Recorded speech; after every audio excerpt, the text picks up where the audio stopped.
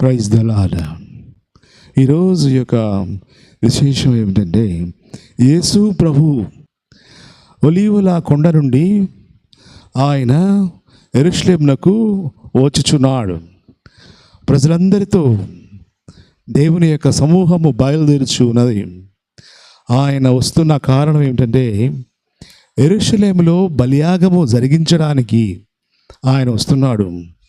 ప్రపంచ ప్రజల పాప భారమును తొలగించి వారిని స్వేచ్ఛాజీవులుగా చేయడానికి ఆ పాప భారమును తన మీద వేసుకొని వారి పాపములు క్షమించి సమస్త దుర్నీతిని విడిపించడానికి, రక్తము కార్చడానికి ఆయన యెరూషలేమునకు వస్తున్నాడు.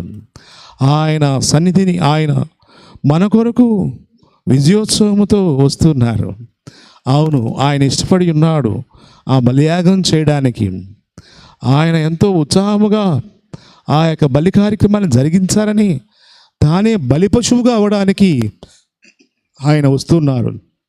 అందుచేతనే ఈ యొక్క శ్రేష్టమైన యొక్క ఊరేగింపు, యేసు ప్రభు యెరూషలేముకు వస్తూ ఆ యొక్క శ్రేష్టమైన కార్యములు జరిగించుటకు ఇష్టపడుచున్న ఆ కార్యము ద్వారా ప్రపంచ మానవాళికి విడుదల, దీవెన, శాపగ్రస్త నుంచి విడుదల, స్వస్థత, నెమ్మది, సమాధానము కలుగు చేయగలడు.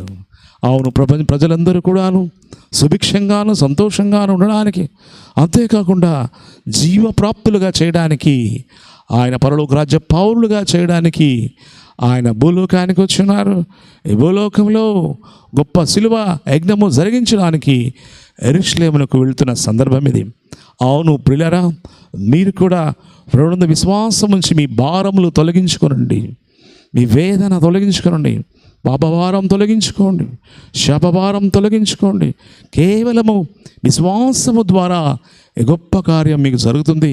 ప్రభువునందు విశ్వాసం ఉంచుము, నీవును నీ ఇంటి వారును రక్షణ పొందుదురు. దేవుడు మిమ్మల్ని దీవించును గాక. ఆమేన్.